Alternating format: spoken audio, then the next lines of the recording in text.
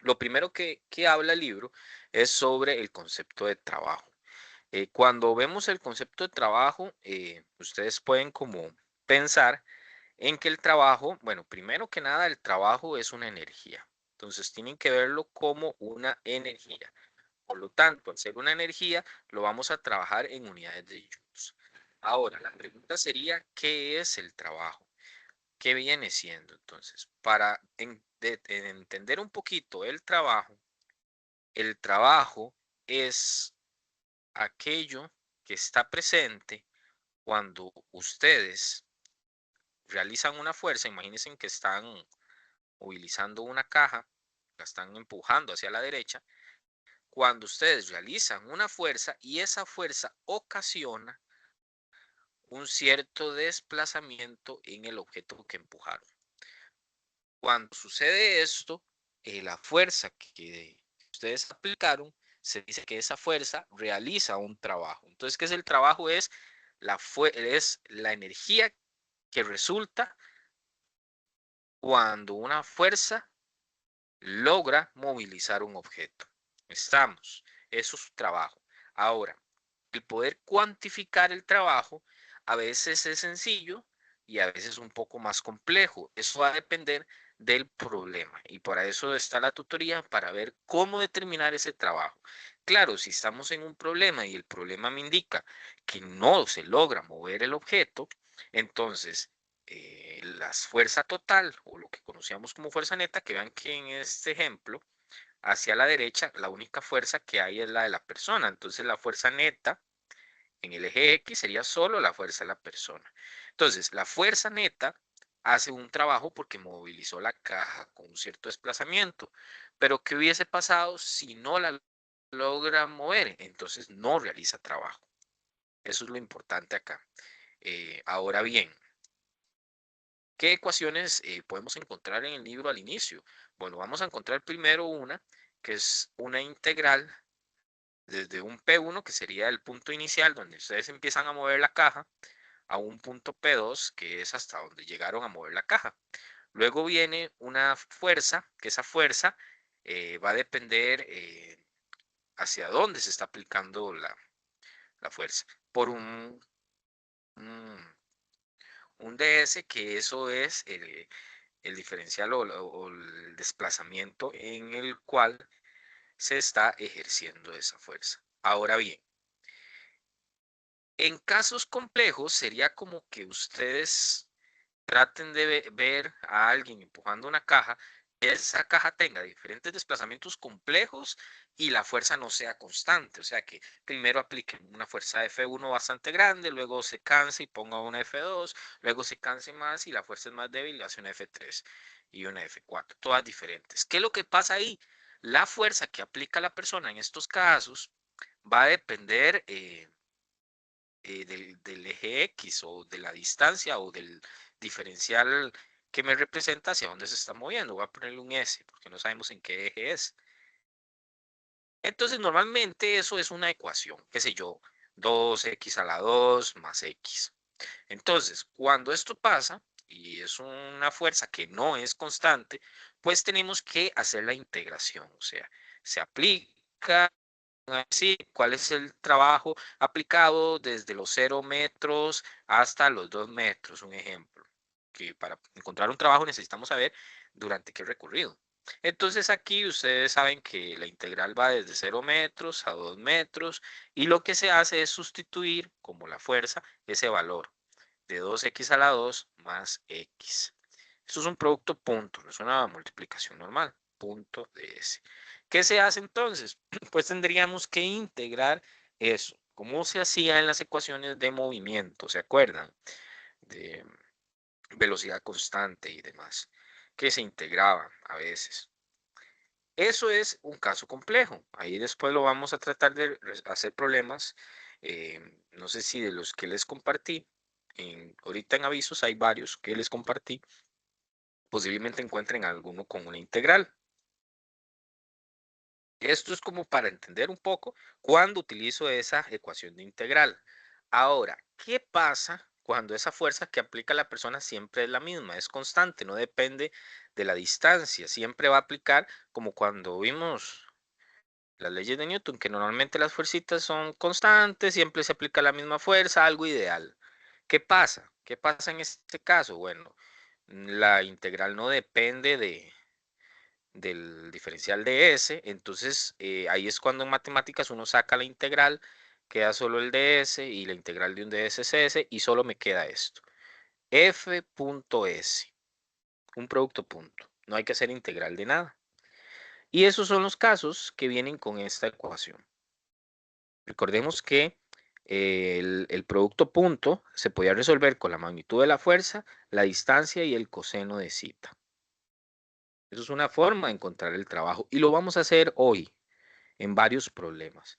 Entonces, ese zeta, ¿qué significaría? Bueno, tenemos varios casos, digamos que la caja esté aquí y que alguien aplicó una fuerza acá con un ángulo de 20 grados. Entonces, ¿cuál sería el trabajo? Sería, bueno, y que la mueva una distancia de 20 metros. ¿Cuál sería el trabajo? Sería ese valor de fuerza, ese valor de 20 metros y el coseno de ¿qué? ¿Quién me dice ahí? Coseno de 20. Correcto, de 20 grados. Vean que este ángulo va a ser el ángulo entre la fuerza y el desplazamiento. Como el desplazamiento va hacia la derecha, ¿cuál es el ángulo que hay entre los dos? 20 grados, por eso usamos 20 grados.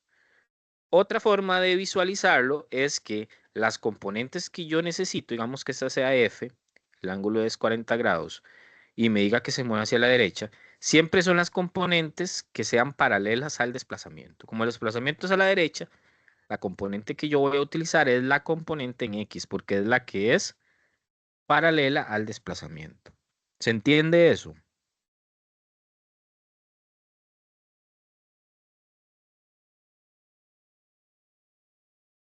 Porque entonces yo podría, para encontrar el trabajo, ver hacia dónde se mueve, luego ver cuál es la componente que esté paralela a ese movimiento, saco la componente, la multiplico por lo que se movió y de esa manera entonces ya obtengo el trabajo.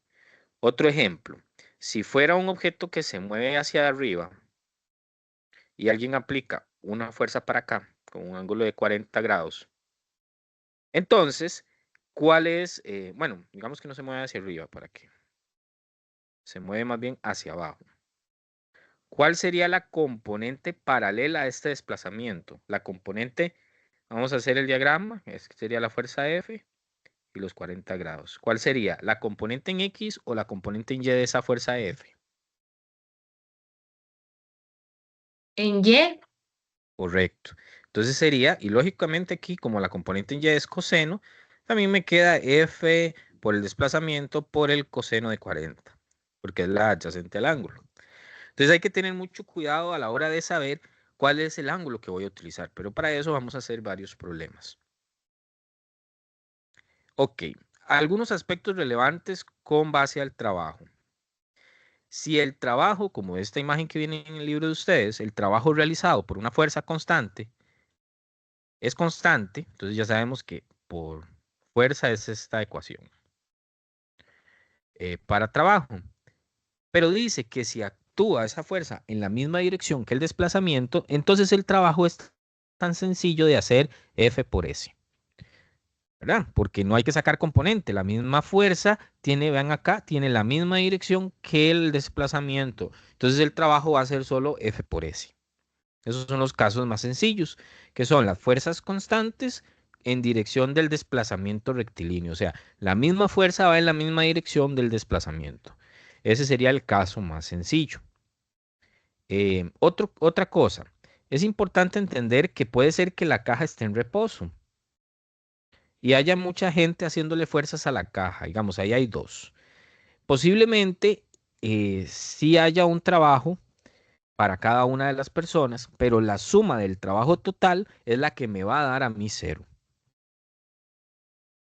En el caso que esté en reposo, porque la caja al final no se movilizó. Eso es importante. Las unidades del trabajo, vean que son joules. ¿Qué es un joules? Un joule es newton por metro. Entonces, un joules equivale a newtons por metro. Entonces, si la respuesta, ustedes tratan de ver las unidades, les da Newton por metro, no la den en Newton por metro, denle en joules, que son las unidades de todas las energías. La energía cinética, la energía potencial, que ahorita vamos a hablar de ellas, y del trabajo. El trabajo es una energía también.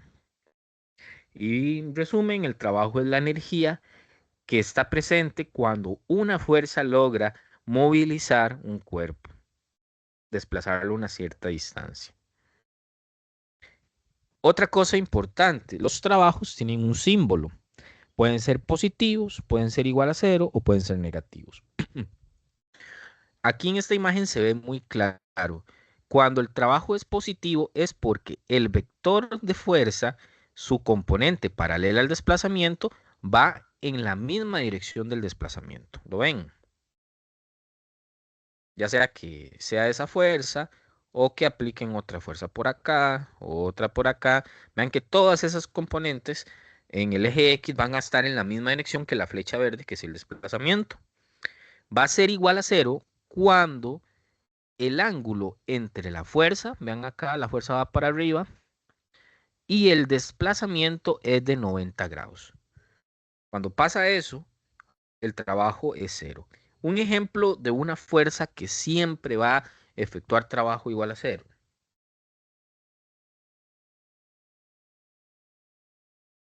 Va a ser la normal. Digamos, si yo tengo un cuerpo acá que se mueve hacia allá, hacia la derecha, vean que el cuerpo está en una superficie, por lo tanto tiene una normal. Díganme a ver, ¿cuánto es el ángulo entre la normal y el desplazamiento? 90. Correcto. Entonces, al ser 90, el trabajo va a ser cero. Eso es como lo pueden ver, digamos, en la vida real. Si ustedes tienen una cajita o un carrito, lo ponen en el piso y que ustedes quieran aplicar un trabajo para que el carrito se desplace. Si ustedes empujan el carrito hacia abajo, o sea, en la misma dirección, o en la perpendicular hacia donde se puede mover el carro, que es hacia la derecha o la izquierda, ¿qué va a pasar con el carrito? El carrito no se va a mover porque ustedes la fuerza la están aplicando hacia abajo y las posibilidades que tiene el carrito para moverse son con un ángulo de 90 con respecto a la fuerza que ustedes aplican. Entonces, para este ejemplo, si usted fuera el carrito, la fuerza que ustedes aplican hacia abajo sería similar al peso, una fuerza hacia abajo, también es ángulo de 90 y ahí también estaría haciendo un trabajo cero. Claro, la normal siempre, porque es una de las características que le dimos a la normal cuando vimos leyes de Newton, la normal siempre es perpendicular a la superficie y si el cuerpo se mueve en la superficie, pues siempre va a ser perpendicular al desplazamiento. Por eso la normal siempre tiene trabajo cero. El peso no, porque si tenemos un plano inclinado, el peso, vean que ya tiene un cierto ángulo con la superficie. Si hacemos el diagrama, aquí estaría el peso y tiene un ángulo zeta con el eje Y y tiene un ángulo alfa con la superficie. Entonces ya ese ángulo alfa hace que ese peso sí me haga trabajo. ¿Se entiende? Lo del trabajo igual a cero. Señor. Ok, eso ahí va a quedar grabado. Voy a tratar de subírsela lo más pronto. Y también tienen las otras grabaciones para que le echen una revisada. Em, Ahora bien, ¿cuándo tengo un trabajo negativo? Bueno, cuando la fuerza es contraria al desplazamiento. Vean acá, la fuerza es contraria al desplazamiento, claro, pero lo que nos importa acá es la componente en el eje X. Y esa componente en el eje X es antiparalela al desplazamiento. Ese desplazamiento en verde lo ponen ahí. No significa que ustedes en el diagrama de cuerpo libre tengan que poner desplazamiento, porque recuerden que los diagramas de cuerpo libre solo tienen presente fuerzas. Ahí es para ubicar y que se vea como la relación que va contrario o va en el mismo sentido. Entonces, esos serían los casos del trabajo negativo. Y esto, para los que llevan química, explica muchas cosas, porque a veces en química nos dicen, tengo ¿cómo es? Un recipiente eh, cerrado y digamos que la sustancia que tiene dentro hace que la tapa se mueva hacia arriba. Entonces le hablan a uno, hay un trabajo positivo, hay un trabajo negativo, y se empieza a ver todos estos temas de calorimetría, que se toma lo del trabajo positivo, el trabajo negativo. Es la misma situación cuando las partículas del gas hacen que el desplazamiento de cómo es, de la tapa del recipiente o de las paredes vaya en el mismo sentido que el desplazamiento de las partículas, es cuando tenemos un trabajo positivo. Entonces, ahí más o menos, de ahí viene todo. Es el mismo concepto de trabajo que se utiliza en química, es el mismo concepto. Porque lo que tenemos acá son gente o cosas moviendo cajas. En química o en física termodinámica, lo que tenemos es partículas moviendo también cosas. Entonces ese es el mismo concepto. Ok, otra cosita acá, esta imagen la vi muy importante, está en el libro. Vean que en la primera parte A nos habla de la fuerza tiene una componente, que es lo mismo que hemos estado hablando, pero lo explica muy bonito. La fuerza tiene una componente en la dirección del desplazamiento. ¿No ven? Entonces, como tiene la componente en la dirección del desplazamiento, esa componente genera un trabajo positivo. ¿Por qué no utilizo la componente en Y? Porque la componente en Y es con ángulo de 90 con respecto al desplazamiento. Entonces, la componente en Y de esta fuerza no hace trabajo. Ya tendría que ser que el cuerpo se esté moviendo en el eje Y, pero no se está moviendo en el eje Y, entonces en el eje Y no hay trabajo. Otra sería aquí, la fuerza tiene una componente opuesta a la dirección del desplazamiento, que fue lo que hablamos, véanla acá. Entonces el desplazamiento de la derecha, la componente a la izquierda, eso hace que el trabajo sea negativo. Y en el ejemplo C, pues tenemos una fuerza con un ángulo 90 con respecto al desplazamiento, por lo tanto esa fuerza no me va a hacer, no va a hacer trabajo y ese trabajo es cero. ¿Cuándo es cero? Cuando la fuerza es perpendicular a la dirección del desplazamiento. Listo. Cuando vean la imagen, entonces ya la van a tener ahí clara. ¿De qué es lo que hablaba? Vamos a ver. Ahora sí. Ya entendimos el concepto de trabajo, ya vimos qué es el trabajo, vimos que el trabajo tiene un signo negativo, positivo y puede ser cero. Ya vimos cómo se saca el trabajo. Ahora hay un teorema que es muy carga, porque ya vimos que el trabajo está cuando hay un movimiento de un objeto. Por lo tanto, podemos relacionar el trabajo con las velocidades que tiene el objeto en dos puntos. Y eso se conoce como el teorema de trabajo y energía. Ese teorema facilita mucho los problemas a la hora de querer determinar velocidades. ¿Qué me dice ese teorema? Bueno, me dice que en el caso, eso es importante, en el caso em, que esté trabajando con fuerzas conservativas, eso vamos a ver qué son fuerzas conservativas. Lo importante es acá el trabajo total que se efectúe en un cuerpo o esté, las fuerzas le estén efectuando a un cuerpo, el trabajo total va a ser igual a los cambios de energía cinética. ¿Qué es la energía cinética? Bueno, la energía cinética es una energía que aparece cuando los cuerpos o las partículas están en un movimiento. Vean acá. Bueno, esta energía cinética en específico es la energía cinética de traslación solamente, porque estamos imaginándonos un cuerpo que solamente se traslada. Como para que sepan, hay otras energías cinéticas que son la energía cinética de rotación y hay otra que es la energía cinética de vibración. Algunos la verán si llevan física 2 y otros verán la vibración cuando lleven física 3. ¿Qué es la energía cinética de rotación? La energía cinética que aparece cuando un cuerpo está rotando. Y la vibración cuando está vibrando. Un ejemplo de eso, de la energía cinética, es cuando en química o en materias de termodinámica nos hablan de la temperatura. La temperatura realmente, si algo tiene 40 grados o algo tiene 20 grados, no es más que una medición de la energía cinética que tienen las partículas de la sustancia que le están midiendo la temperatura. Entonces, si yo tengo una sustancia que tiene 100 grados centígrados, es porque su energía cinética es mucho mayor a una sustancia que tenga 20 grados centígrados. Entonces, esa es la temperatura. La temperatura no es más que la energía cinética de las partículas del material o del gas o lo que se esté midiendo. Em, entonces, Claro, hay moléculas, digamos un ejemplo, las moléculas tienen energías cinéticas de rotación, de vibración, porque las moléculas vibran o rotan entre sí. Los sólidos cuando vibran, por eso si un sólido empieza a vibrar, puede que le cambie la temperatura. Si yo agarro un objeto, lo empiezo a rotar adentro de un balde con agua, le va a cambiar la temperatura. ¿Por qué? Porque todo eso es energías cinéticas. Y si ustedes a un cuerpo le agregan energía cinética, a sus moléculas, pues le cambia la temperatura. A nosotros nos interesa la energía cinética solo la de traslación. Entonces, si yo tengo un cuerpo, digamos aquí, imaginémonos que es un pajarito que está aprendiendo a volar, aquí, ahí está el pajarito, está aprendiendo a volar. Digamos que en el inicio él tiene una energía cinética inicial, ¿verdad?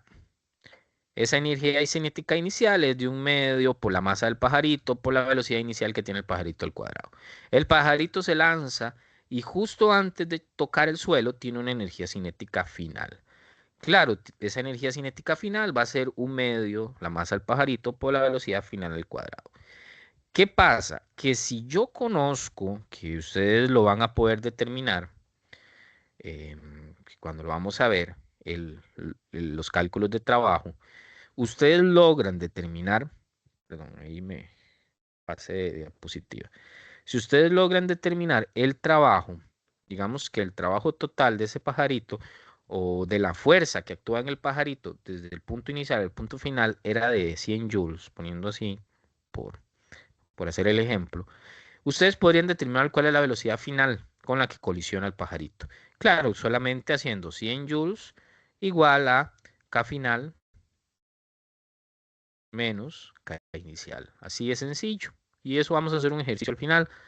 ¿Qué pasa? Que en este ejemplo en específico, si el pajarito, un ejemplo, se lanza desde el reposo, pues toda la energía cinética inicial es cero. Si se lanza con una cierta velocidad, pues se sustituye el valor de velocidad. Entonces, ¿qué pasa? Que aquí la velocidad final se reduce a una sola ecuación. Paso el 2 a multiplicar, la masa la paso a dividir y para eliminar el cuadrado de la raíz pongo una raíz. Perdón, el cuadrado de la velocidad final pongo una raíz. Y depende la masa, pues me va a dar un valor de velocidad final.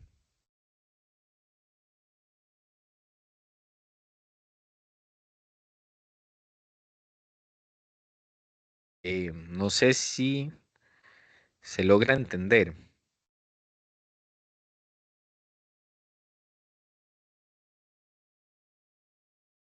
¿Para qué? Si me dicen si se logra entender, ¿para qué es que se utiliza este teorema de trabajo de energía?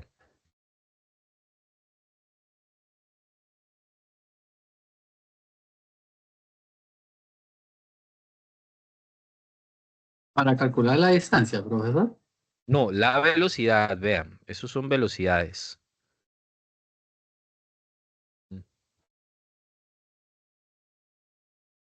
Pero sí se entendió el ejemplo del pajarito. Tiene una energía cinética inicial, una final. Si yo conozco el trabajo total, podría encontrar los valores de velocidad del pajarito, ya sea al inicio o al final. ¿Sí se entiende eso que estaba ahí explicando? Profe, creo que es como, Sí, bueno, creo sí, que me tocó profe. un ejercicio parecido, es como sacar a X y Y. Correcto. Sí. Ah, ok. Ujú. Ahorita vamos a hacer un ejercicio de estos para que vean qué sencillo es. Pero sí hay que tenerle cuidado. ¿Por qué? Porque a veces cuesta encontrar el trabajo, ¿verdad? Pero como les dije, si ustedes ya tienen un trabajo total, digamos que en un otro ejercicio el trabajo total sea de 400 joules, que le digan que el objeto sale de un punto con una velocidad inicial de 20, supongamos que la masa es de 1 kilogramo, me pregunten que cuál es la velocidad final. Entonces, ¿cuál es la velocidad final? Es lo que me preguntan. Entonces yo sé que el trabajo total es igual a la energía cinética en un punto final menos la energía cinética en un punto inicial. Entonces el trabajo total pues son 400 joules. La energía cinética final es un medio de la masa por la velocidad final al cuadrado. Y la velocidad inicial es un medio de la masa por la velocidad inicial al cuadrado. Las masas son 1 kilogramo, entonces vean que al final, yo tengo 1/2 por 1 kilogramo. Lo que me están preguntando es la velocidad final, entonces no la conozco, la dejo ahí. Pongo 1 kilogramo también para la masa, sigue siendo la misma, y la velocidad inicial va a ser de 20 metros sobre segundo.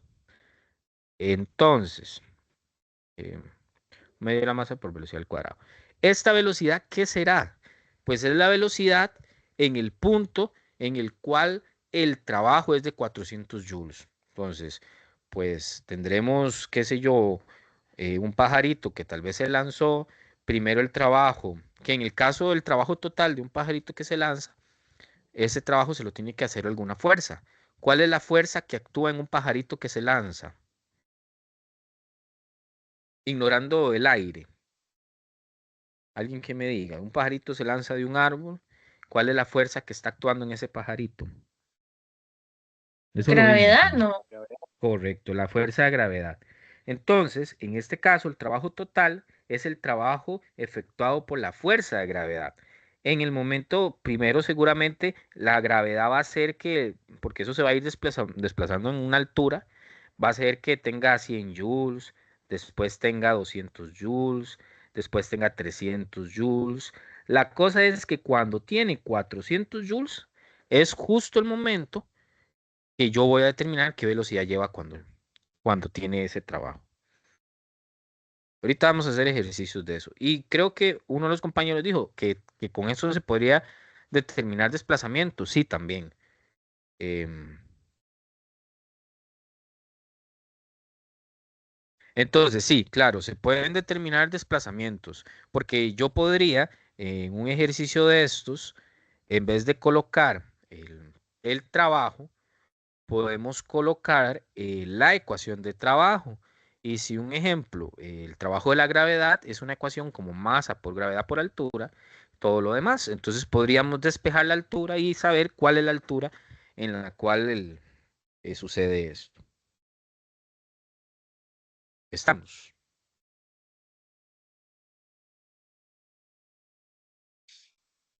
Sí. ¿Ok? Ahora, ya les adelanté, uno de los trabajos que vamos a ver es el trabajo de la gravedad, el del pajarito. El trabajo de la gravedad lo vamos ahorita, se los enseño en una presentación, pero por el momento no lo vamos a ver, hasta ahorita más adelante. Antes vamos a hablar de este otro trabajo. El trabajo del resorte, este de acá. Los resortes es una fuerza, se le llaman conservativas, porque no se disipan, igual que la gravedad. Usted lanza una piedra hacia arriba, la piedra sube, sube, sube, pierde velocidad, llega a una velocidad cero y luego gana la velocidad que perdió. No se disipó. Es diferente a la fuerza de fricción. Ustedes tiran un objeto en un terreno con fricción y el objeto se va a perder energía, la energía se disipa, se transforma en energía térmica o deformando el objeto que lanzaron.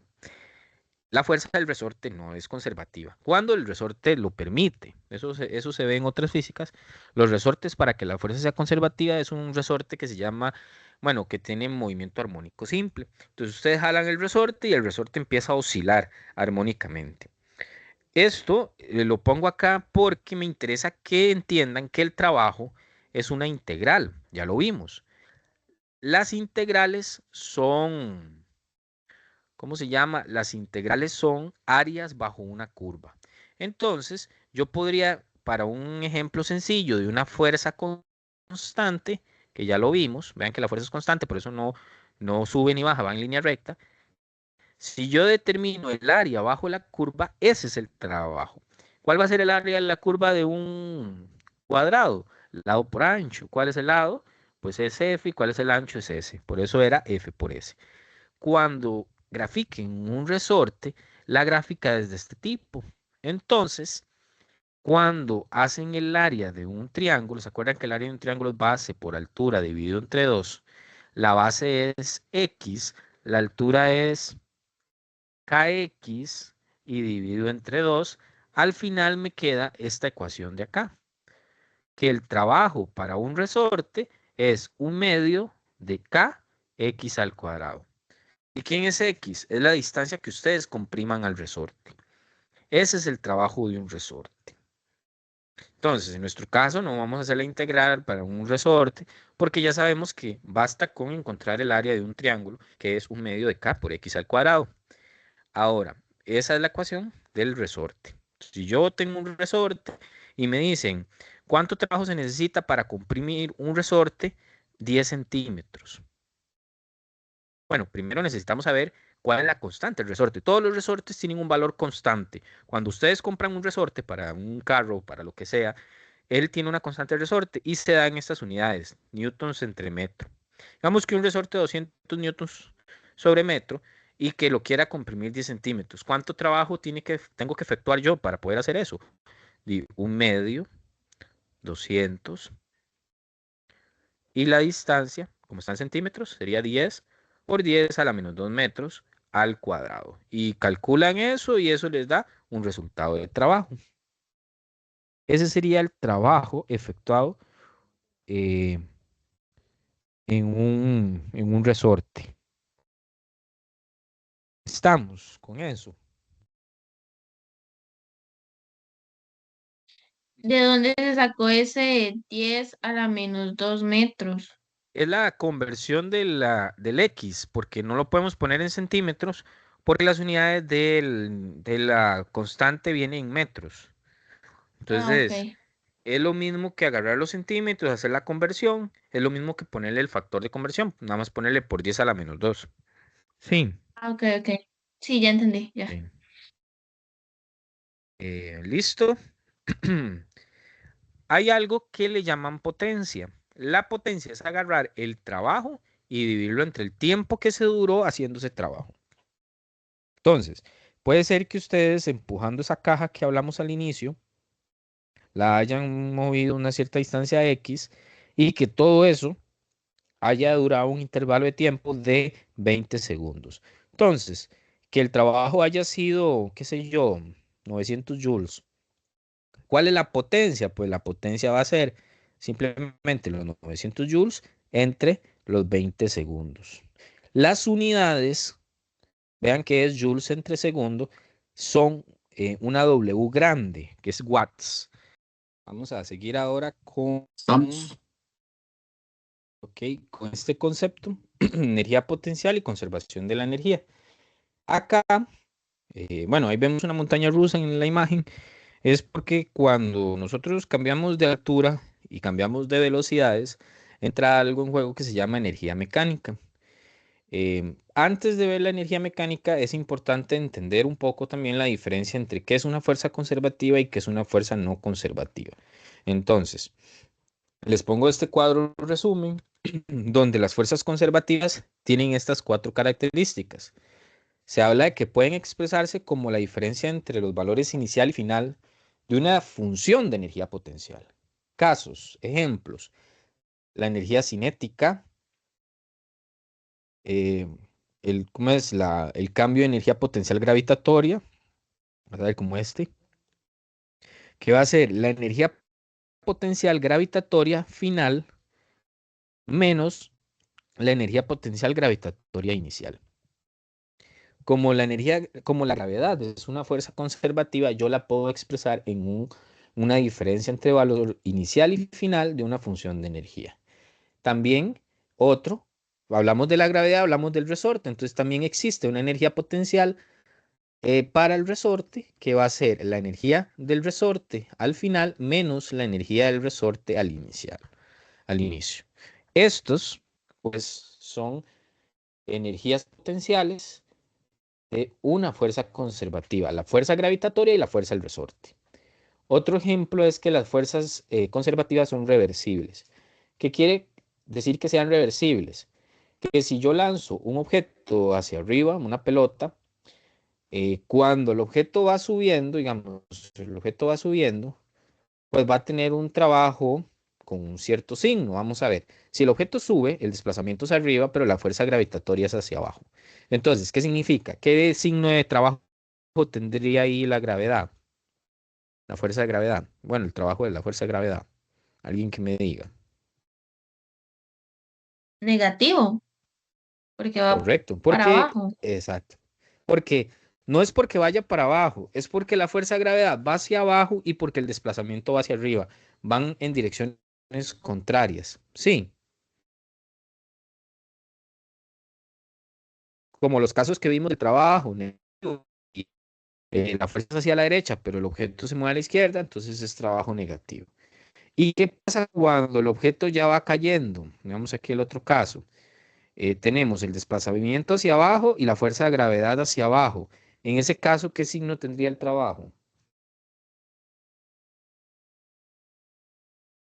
Positivo.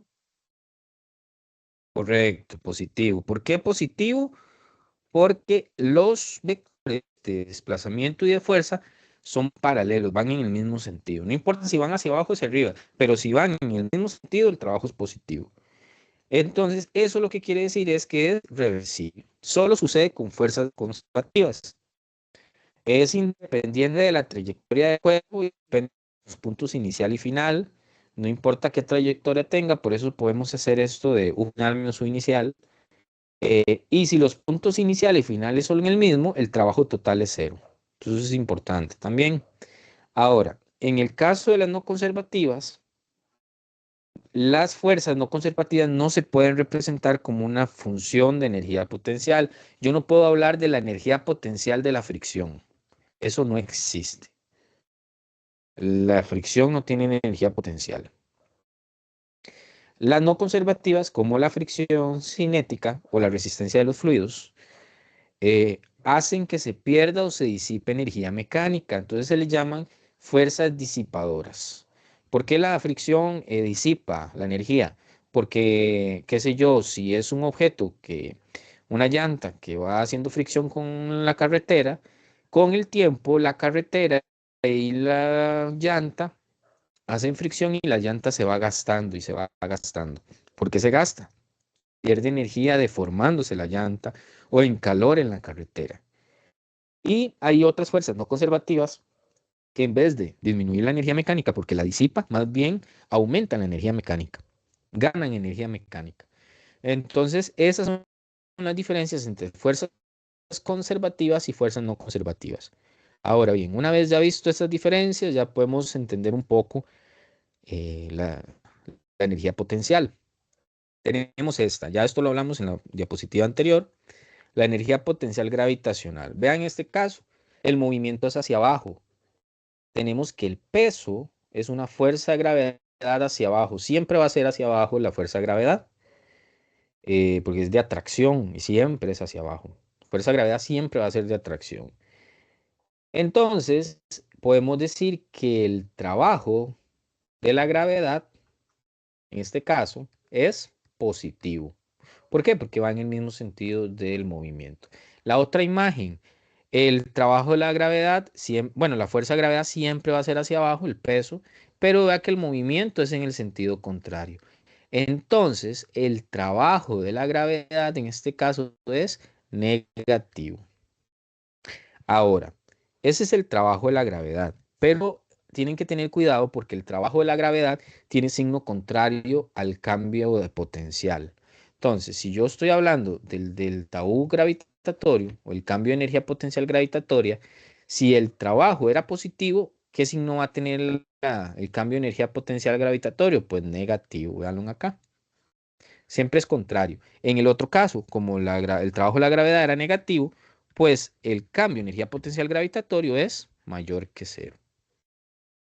Eso lo tienen que tener en cuenta. Por eso igual lo pueden ver en la ecuación.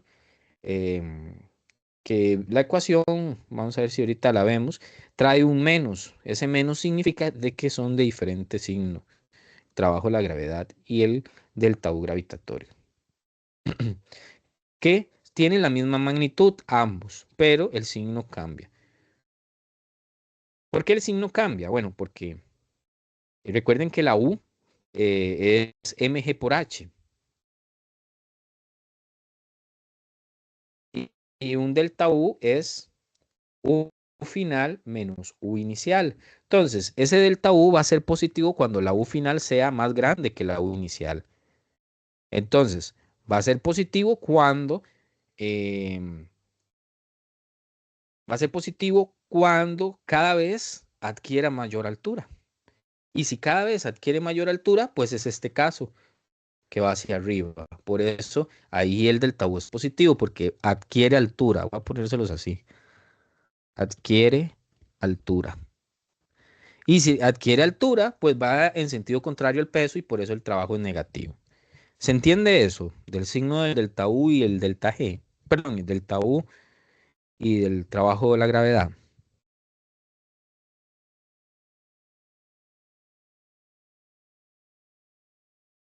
Me avisan. Sí, Ok. Sigamos entonces. Aquí serían las fórmulas. Vean que entonces el trabajo de la gravedad va a ser igual a, em, a esto de acá. Que esto en realidad es lo mismo que U1 menos U2. Y eso vean que está al revés. Está primero el U1. Entonces es lo mismo que menos delta U. Si lo distribuyo en negativo, ya me queda U2 menos U1. Entonces el trabajo de la gravedad es igual a U2, perdón, a menos delta U. A menos delta U, que es lo que veníamos hablando. Y por lo tanto es igual a 1 menos U2. El U gravitatorio es mg por h. Y eso sería como lo importante para el trabajo de la gravedad y la energía potencial gravitatoria. Ahora, cuando solo tenemos fuerzas conservativas, yo puedo aplicar esta ecuación que algunos la tuvieron que aplicar en la tarea, que se llama conservación de la energía. Estamos. Esa conservación de la energía lo que indica es lo siguiente. Si se conserva la energía mecánica y solo hay fuerzas conservativas, significa que vamos a hacer el ejemplo de aquel pajarito. Ahí está el pajarito otra vez. E- Ese pajarito tiene un punto 1, que es el punto inicial, y va a tener un punto 2, que es justo antes de caer al suelo. Si la energía se conserva y solo hay fuerzas conservativas, o sea, no hay fricción, el aire ahí no está en ningún lugar, el pajarito al inicio va a tener una energía cinética inicial y va a tener una energía potencial inicial. Se supone que esto tiene que ser igual a la suma de la energía cinética en el punto 2 más la energía en el punto 2. Siempre se tiene que mantener K más U igual en todo momento. ¿Qué es lo que pasa? Pues que una suposición. Si el pajarito se lanza con una energía en reposo, cinética en reposo, o sea, desde el reposo, solo hay energía potencial y es la energía potencial máxima ahí, porque es la altura máxima que va a tener. Luego, cuando él empieza a caer, él le va a empezar a caer, ¿qué le pasa a la energía cinética? ¿Aumenta o disminuye? Alguien que me diga.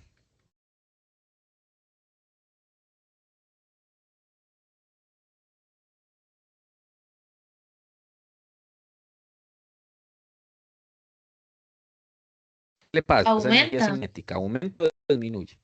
Correcto. La energía cinética aumenta. ¿Y qué es la energía potencial? Bueno, la energía potencial va a disminuir. ¿Por qué va a disminuir? Porque tiene menor altura cada vez. Entonces, como la K aumenta y la U disminuye, la proporción de K más U se va manteniendo igual siempre. Entonces, no importa el punto donde ustedes vayan a escoger, que quieran averiguar la velocidad aquí en 2 o a la mitad del camino, siempre K1 más U1 se va a mantener igual. Entonces, si quiero encontrar después en cualquier punto, yo nada más le pongo K2 más U2 y defino que ese es el punto 2 y determino lo que vaya a determinar. Acá está la ecuación ya con sus valores. Y vean qué vacilón, si en algún caso el pajarito siempre va a tener la misma masa en todo el recorrido, las masas se pueden cancelar, entonces no va a depender del valor de las masas.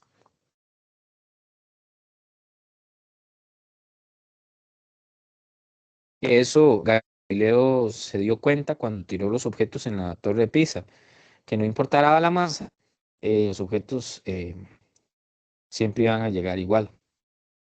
Tiro un papel, pues el papel no es porque sea papel y porque tenga poca masa, sino porque la, al mismo tiempo. Habría que ser una esfera. Eh, estamos. Eso sería conservación de la energía. Esa es la ecuación. Bueno, esta no, perdón. Esta es la ecuación. Ahora, la pregunta es, ¿qué pasa si hay fuerzas no conservativas, como la fricción? Que en este caso, el pajarito se quiso lanzar. Ahí está el pajarito, se quiso lanzar, pero había mucho viento. Entonces el pajarito ya no va a caer en caída libre, sino que van a ver diferente, un trabajo efectuado por la fuerza de fricción hacia el pajarito. Bueno, se usa una ecuación igual, pero nada más se le agrega de este lado el trabajo de otra.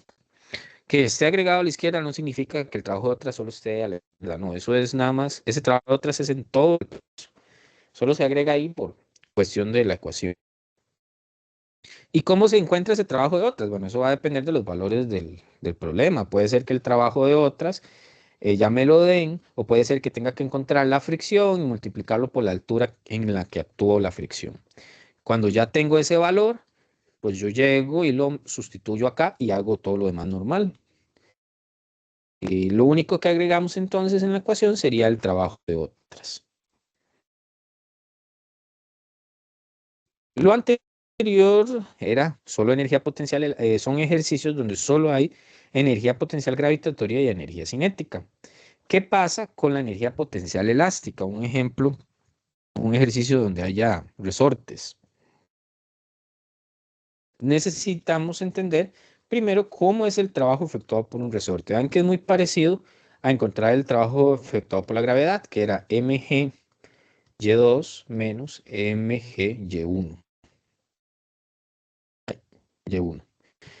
Ahora, en vez de esto, vamos a hacer trabajo del resorte, un medio de la constante del resorte, x2, la posición final donde llegó el resorte a comprimirse, menos la posición que tenía al inicio.